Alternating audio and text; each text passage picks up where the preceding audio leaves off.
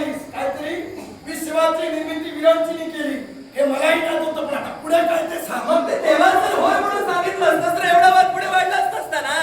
एवढं कळत नाही मला. तुझ्या म्हणण्यासाठी आणि मला पुढील उत्तर हवंय म्हणून मला नव्हतं माहिती, आता पुढे बोल. आता एकदा सांगतो माहित होतं आणि एकदा सांगतो तू माहित नव्हतं. नक्की किती तोंडाला आता बोलतो? तुला किती आहे? मला एकच आहे. तुला किती येते सांग? तुला किती दिसतात? तुला एकच दोन दिसतंय. आपण कॅनॉट पण बोलतोय. तरी सुद्धा दोन्ही बाजूने तू बोलतोय. आणि काय म्हणालो? काय? मला सांग, आता तुला माझ्या उत्तराचं उत्तर हो तर माहित आहे की नाही ते सांग. मग पुढचं सांग. मी सांगितलं मला माहित नाही, पुढचं सांग ना. मग आता ऐक काय भेटू. हा. या विश्वनियंता परमेश्वरानं म्हणजे उत्पत्ती करते देवानं, ब्रह्मदेवानं या विश्वात जीव जन्माला घातला. अरे या विश्वात जे सगळे अंश आहेत ना, हे जे सगळे जीव आहेत, ती जीवसृष्टी आहे, ती ब्रह्मदेवाने निर्माण केली आहे. तेव्हा तुझा कर्ता करविता म्हणजे तुझं मूळ ब्रह्मदेव आहे.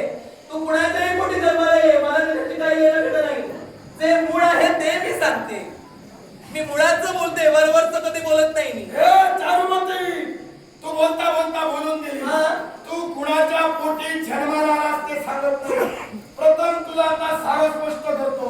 मी आता का म्हणालो, कारण माझा जन्म झाला तो म्हणजे अयोनी संभवापासून कुणाच्या पोटी अवलंबून जन्मलेला नाही. दुसरी गोष्ट, मला जन्म देता माझा आणि माझी पिता जाणतो म्हणजे शुक्राचार्य. तुझा विधाता मला सांगू नको. तुझा जन्मदाता पिता म्हणजे शुक्राचार्य. शुक्राचार्याचा जन्म कोणी दिला हे तरी माहिती आहे तुला? मला सांग, काय? तुझा प्रश्न होता, मला जन्म दिला विधात्यानं, तुला जन्म दिला विधात्यानं, म्हणजे बाजारात कोणता सारखे मिळणार शब्द बडबडत जाते. माझा जन्म झाला तो म्हणजे शुक्राचार्यांपासून. उगाच काहीतरी बोलू नकोस. पोपटासारखी मी बडबडत नाहीये. तुझं हे विधान इथे तरी लागू होत नाही. तेव्हा पोपटासारखं तू बडबडू नकोस. ही तुझी पोपटपणची थांबव आणि कशाला आलायस ते खरं सांग. आता मी इथं आलो तेव्हा तुझे कान तरी उघडे होते. नक्कीच होते. माझी बडबड होती बंद, तुझे कान उघडे होते. आलो तेव्हा तुला कळलं, इथं आलो भक्ती बंद करायला. अजून काय सांगू तुला? आता कसे हात जोडले? त्याची भक्ती कर. अरे तो सांगतोय भक्ती बंद कर, तो माझ्यासमोर हात जोडतोय. म्हणजे भक्तीचं श्रेष्ठत्व हे तुला आता पटलं ना? हात जोडणं आणि भक्तीचा काय संबंध तो सांग. हात जोडणं आणि भक्तीचा काय संबंध हा विचारतोय मला. मला सांग, हात काय फक्त भक्ती करताना जोडले जातात? काय म्हणाला? हात फक्त भक्ती करताना जोडले जातात? आता हे जे केलं त्याला काय म्हणतात? मला सांग, हात जोडले जातात? काय म्हणते? प्रथम तर तू केली. तू माझ्या समोर असं नतमस्तक झालास का? नतमस्तक नाही. हात जोडला का? नतमस्तक. अरे हे दोन्ही कर जेव्हा आपण एकमेकांवर ठेवून अशी जोडतो त्याला वंदन कसं म्हणतात? भक्तीचा प्रकारापैकी वंदन हा सुद्धा एक भक्तीचा प्रकार आहे. हे जर तुला माहिती नाही तर नको त्या कृती करू नको. माझ्या पायावर मस्तक ठेव, मग नतमस्तक म्हणजे काय ते कळेल. हात जोडणं त्या पायावर नतमस्तक होण्यासाठी, आपल्या चरणावर नतमस्तक होण्यासाठी, डोकं ठेवण्यासाठी कोण तू एवढा लागून गेलाय? आणि दुसरी गोष्ट, आणि तुझी भक्ती करावी, तुझ्या चरणाशी नतमस्तक व्हावं म्हणून तुला काय असं आहे मला सांग? बाबा माझी भक्ती नको करू तू. मग तू का म्हणाली नतमस्तक तुला होऊ? मी सांगतच नाही. तू का म्हणाली हात जोडलास, नतमस्तक झालास. नतमस्तक म्हणजे हात जोडणं. अरे मुळात भक्ती म्हणजे काय हे तुलाच माहित नाही. म्हणजे मला भक्तीचं काय बंद करणार आहे? तेव्हा भक्ती म्हणजे काय हे सर्वप्रथम जाणून घे, नंतर पुढचं विचार मला. जी गोष्ट मला बंद करायची आहे तिचा विचार मी का म्हणून करू? अरे काय बोलतोयस तू? अरे जे भक्ती तत्व तू बंद करण्यासाठी आलायस ना, ही भक्ती चिरकाल आहे. ही चिरकाल भक्ती कोणीही संपूर्ण आणू शकत नाही. पण मला सांग, तू भक्ती तत्व का बंद करू पाहतोय? यालाही कारण आहे. अगं तुला मगाच सांगितलं, देवतांची भक्ती करतात, देव प्रबंधचारी ठरतात, मग आमचे दानव मारतात. आणि तू पुन्हा विचारतोय का भक्ती तत्व बंद करायचंय? आम्ही भक्ती करतो म्हणून देवता प्रबळ होतात. देवता प्रबळ होतात म्हणून ते तुमच्यावर मात करतात. म्हणजे भक्तीचं तत्व आणि भक्तीचं श्रेष्ठत्व काय हे तुला समजलं. मग आता तुम्ही असं करा, आमच्या प्रमाणात तुम्ही सुद्धा भक्ती करा, म्हणजे देवदत्तावर नक्कीच तुमचा विजय होईल. भक्ती करू नका.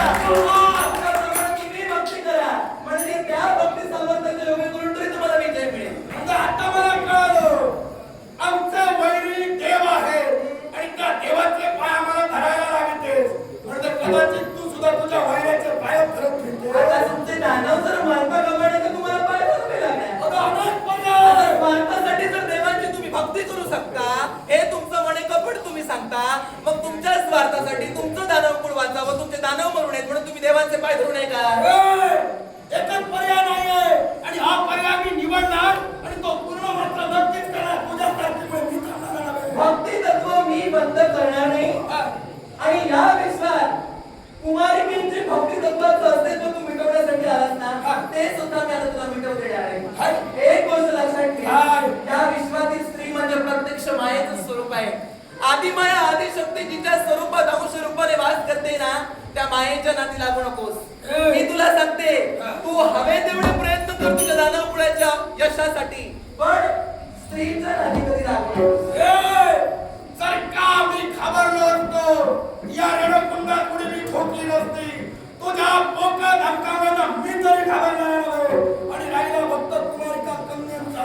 अगं आता तुला सुद्धा मी घेऊन जाणार आहे. मला घेऊन जाणार? मी सुद्धा पाहते तुम्हाला कापासा घेऊन जाणार, कारण मी तुला मगाच म्हणाले, स्त्री तत्वाचा नाद तू करू नको. कारण तुला जर ज्ञान नसेल किंवा असेल तरी तुला मी सांगते की तुझे पूर्वज जे दानवी वृत्तीनं पंडित झाले, आसुरी वृत्तीनं पंडित झाले, दुराचारी दुर्भावानं पंडित झाले, ज्यांनी आतापर्यंत स्त्रीवर सक्ती केली, स्त्रीवर जबरदस्ती केली किंवा स्त्रीचा अपमान केला, ते सगळे नरकात गेले, नरकवास भोगतायत. तेव्हा मी तुला सांगते, तुझं जीवन जर मातीमोल व्हायला हवं असं जर तुला वाटत असेल, या विश्वात 4 दिवस जर तुला सुखानं जगायचे असतील, स्त्री तत्वाचा नाद सोडवा की हवं ते करू. तू बोलता बोलता बोलून दिलीस. तुझे दानव स्त्रीवर अत्याचार केले, नेमकं कुणाचं बोलतेस? अशी तुला किती उदाहरणं सांगू, तुला माहित नाही म्हणून विचारतोय की कसं काय? उदाहरण सांग तरी. मग आता ऐक. या विश्वाच्या पाठीवर जे षड्रिपू आहेत, प्रत्येक जीवाच्या मणीचे 6 विकार आहेत. त्या 6 विकाराच्या अतिरेकानं प्रत्येक जीव हा अधर्माकडे झुकतो. या विश्वात आतापर्यंत जे अधर्मी आणि दुराचाराने वागले, त्यांचा शेवट कसा झाला हा इतिहास वास्तविक तुला ज्ञात असायला हवा होता. पण उदाहरण जर तुला हवं असेल तर अलीकडचं उदाहरण तुला देते. पलीकडचं ते पलीकडचं ते मी ऐकायला खंबीर उभा आहे. आहेस ना, म्हणजे तेवढी तुझ्या ज्ञानात तरी भर पडेल. अज्ञान आहेस म्हणून इंकार आहेस. हो हो, तसं समज. तू बोल. मग अज्ञानाला संज्ञान करून सोडणं हे माझं काम आहे, कारण मी कृष्ण धन्याच्या अनुमती आहे. हो, आणि म्हणून तुला उदाहरणानं सांगते, या विश्वात नरकासुर नावाचा असाच एक असुर होता, ज्यानं 16,100 स्त्रियांचं चौर्यकर्म केलं, त्यांचं अपहरण केलं, स्वतःची भोगविलासी आसक्ती उत्पन्न करून त्या स्त्रियांवर त्यानं अत्याचार केले आणि आपल्या कैदखान्यात टाकून ठेवलं.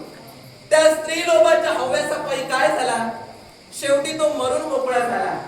म्हणून मी तुला सांगते की आतापर्यंत अशी कितीतरी उदाहरणं आहेत. उदाहरणं जर मी सांगायला गेले हा वेळ अपुरा पडेल, पण हे तुला उदाहरण सांगते या कारण स्त्री तत्वाचा नाद जर तू केलास, स्त्री तत्वाला जर स्वतः तिच्या इच्छेविरुद्ध अंकित करण्याचा जर प्रयत्न केलास, तर नक्कीच तू तोंड घाशी पडशील.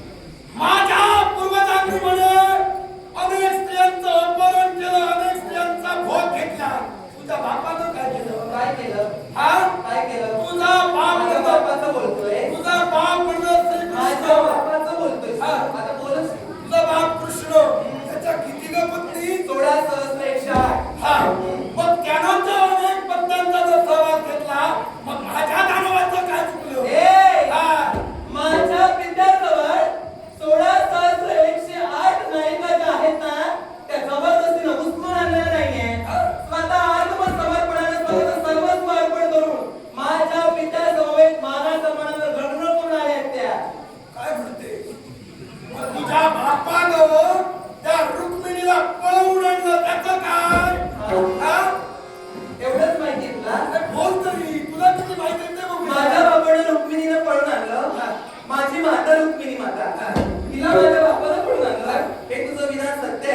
अजूनही विचार कर.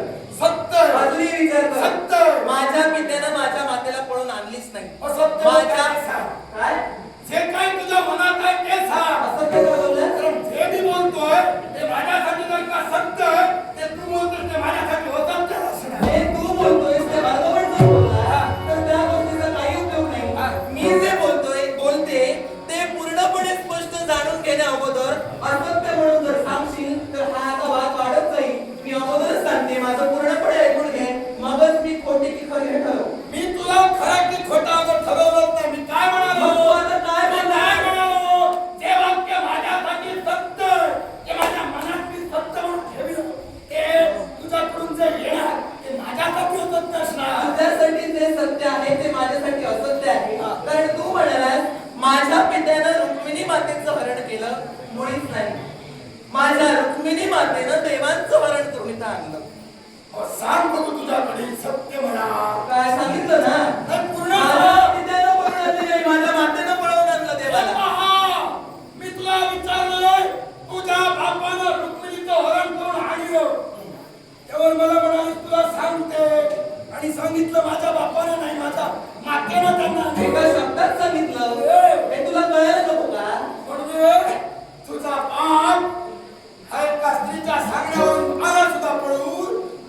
तुला त्यातलं काही माहितच नाही. हा. म्हणून हे नको तसलं काहीतरी बरळतोय. मग तुझा बघ आता मी सांगते ते ऐक. हा. तुला जर पूर्ण माझ्या मातेच्या लग्नाचं रहस्य ऐकायचं असेल तर ऐक. ऐकतो. माझी माता रुक्मिणी माता हा. ध्यानी मनी स्वप्नी आशनी शयनी भोजनी तिथं क्षणाक्षणाला श्रीकृष्णाचं नामस्मरण घ्यायची. हा. श्रीकृष्ण हे आपल्याला पती म्हणून लाभावे अशी तिची मनोमनी इच्छा होती. आणि ती इच्छा पूर्ण करण्यासाठी तिचा विवाह सुद्धा गोपाळ कृष्ण म्हणजे माझे पिता यांच्या सोबत ठरला होता. हो. काय? बोल बोल. नाही माहित तुला? बोल बोल. नाही माहित तुला? बोल बोल पुढे बोल. तिचा विवाह गोपाळ कृष्ण सोबत ठरला होता. या मुद्द्यावरती तू ठाम आहे. पूर्णपणे ठाम आहे. बोल. माझ्या माता पित्यांच्या बाबतीत मी ठाम असणार तर तू ठाम असणार आहे. बोल. माझ्या माता पित्यांची मुलगी मी आहे. मला सत्य माहिती असणार की तुला सत्य माहिती असणार? बोल. तुला सत्य माहिती आहे, तू सत्य बोल. माझं सत्य बोल. प्रभू गोपाळ कृष्ण यांच्या सोबत माझ्या मातेचा विवाह ठरला होता. माझ्या आजोबांची म्हणजे रुक्मिणी मातेच्या पित्यांची तशी संमती सुद्धा होती.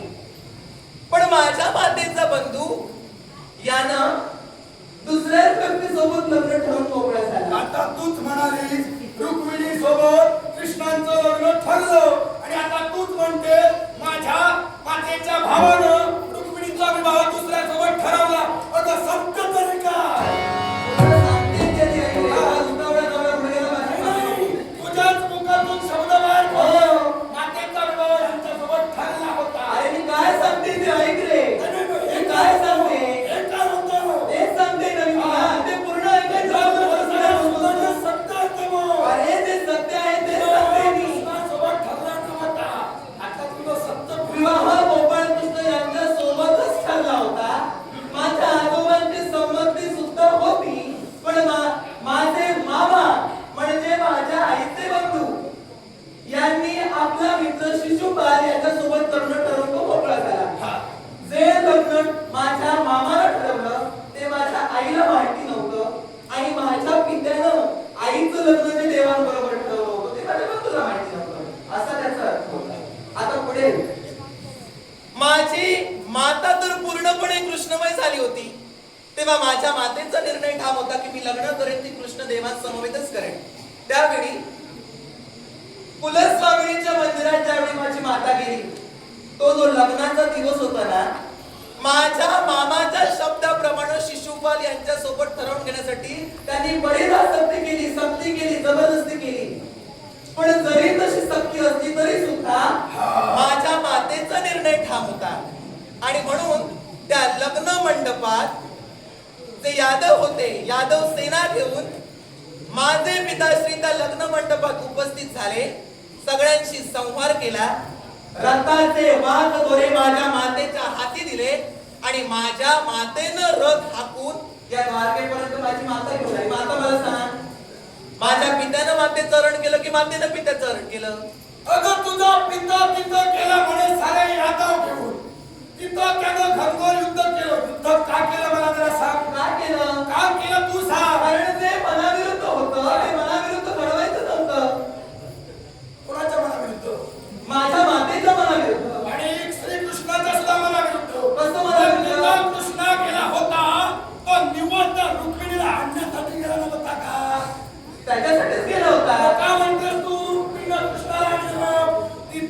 कृष्ण गेला का रुक्मिणीला आणण्यासाठी, तर नंतर वाघ वगैरे हा केले म्हणून कृष्णाला पळवून आणलं म्हणून मला सांगते. काहीतरी सांगतोय, तुला काही मान्य जर होत नसेल, माझ्या माता पित्यांचा विवाह कसा झाला ते मी तुला सांगितलं, ते जर तुला मान्य नसेल तर मला काही वाद करायचं नाही, कारण ते सत्य पूर्ण सत्य आहे की मी त्यांची कन्या आहे, मला माहिती आहे. तू काहीतरी वाऱ्यावरच्या गोष्टी ऐकशील आणि मला येऊन सांगशील पोपटपंची वाऱ्यावरच्या गोष्टी तर घेऊन येणार आहे. जी माझ्या पुत्रानं सद्बुद्धी मला दिली, ते ज्ञान दिलं. तुझा मुद्दा काय होता?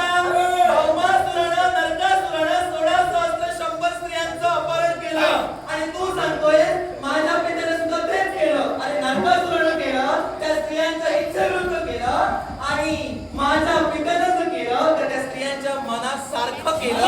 हा त्याच्यातला फरक कोणी जाणून घे. रुक्मिणीचा विवाह जो ठरला, तो विवाह साऱ्यांच्या संमतीनं म्हणजे तुमच्या राजवदार ठरला नव्हता का? ठरला नव्हता का म्हणजे? तो विवाह तुझ्यामुळे मामानं ठरविला. तो मामानं ठरविलेला विवाह साऱ्या राजराजेश्वरांच्या समोर ठरला नव्हता का? नाही नाही नाही. मग याच्या पुढे आता मला काही काय बोलायचं नाही. एक गोष्ट लक्षात ठेव, तुझी जागा जर हे बघ. तुला जर काही बोलायचं नसेल तर आल्या मार्गे चालता हो, नको त्या उचली तू आता करत राहू नकोस. तुला जर काही बोलायचं नाही ना, मग इथं कसं हे राहणार? बघ. तुला तरी घाबरणारा हा अर्जुन केलाय नाही.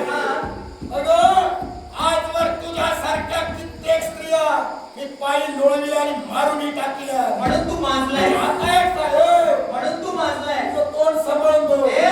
आता कारण तुला मी सांगतो. थोडं सांभाळूनच बोलते. कारण मला आता कळालं आणि नाही. ते स्त्रियांना पायाजवळ ठेव. ही चालूमध्ये तुझ्या पोकळ धमकावणीला भीक करणार मला नाही. आता, तुझ्या भीकेसाठी तुझा आला सुद्धा नाही, तुला मारायला आलोय. अरे तू काय वाटशील मला? तू काय वाटशील मला? जिथं तुला स्त्री तत्व कळत नाही, तिथं स्त्री तत्व तू पायाजवळ लढवतोयस म्हणून सांगतोयस. तुला जर माझ्याशी काही बोलायचं नसेल, आल्या पावतीत चालता हो. मला बोलायचं नाही का? काय करायचंय? मला तुला शेवटपर्यंत ठार करायचंय. मला ठार करायचंय? स्त्री तत्व मला कळणारही नव्हे, कारण माझा जन्म झालाय ना, तो एका मातेच्या उदरातून नव्हे. आता कसं बोलला? आता कसं बोलला? माझा जन्म अरे झाला. स्त्री तत्व काय आहे? हे स्त्री तत्व कळायला आणि हे स्त्री तत्व जाणून घ्यायला एका आईच्या पोटातून जन्माला यावं लागतं रे. जिथं तू अवयवनेच नववधूपासून जन्माला आला, तिथं स्त्री काय आणि आई काय तुला काय कळणार? म्हणून तुला मला मी मूर्ख म्हणाले. आता कळलं? आता तर मी बोलला. हा? आता बोलणार बोलणार. आता मला काय म्हणालास? मला त्याच्याशी बोलायचंच नाही. आता बोलतोय. नक्की तू शांत हो. तुझ्यासारख्या दगडावर शांत जाऊन हो. बसण्यापेक्षा आणि शांत मनानं विचार कर. तुला आता याच्या पुढे काय पाऊल उचलायचं आहे? या विचारानं ठाम हो आणि मग कृती कर. हे पहा, मग आम्ही युद्ध प्रारंभ केला, पण जेव्हा सिंह एक पाऊल मागे येतो ना, तो शिकारीवर झडप आता घालण्यासाठी. पुढे काय करणार आहे? आणि हे, आता पुढे काय करणार नाही, तारिणी माझी मी ठेवलेली आहे. मला म्हणालीस, स्त्री तत्व करण्यासाठी मातेच्या पोटीमध्ये जन्म घ्यायला हवा. मला जन्म दिला माझ्या बापानं, झटतोय माझ्या बापासाठी, आणि मला माझा बापच महत्वाचा आहे. नको तुमचं स्त्री तत्व. आता बोल. मी तेच म्हणाले ना. मी तेच आई सांगतोय. म्हणून तुझा जन्म झाला नाही म्हणजे आई आणि स्त्री तत्व तुला कळणार नाही. तू बापासाठी झटतोयस ना, झट मी नाही म्हणत नाही. हे बघ, आता मला कळायला लागलं. काय कळायला लागलं? तुझ्या समोर माथा जरी फोडला, आता कसं बोललाय? म्हणजे तू कबूल केलं. हो. मी मगाही म्हणालो, दगडावर दगड घासला म्हणून तो काही झिजणारा नव्हे. तुला सुद्धा इथं दगडावर दगड घातला म्हणून तो झिजणार नाही, पण ठिणगी जर उडाली तर पेट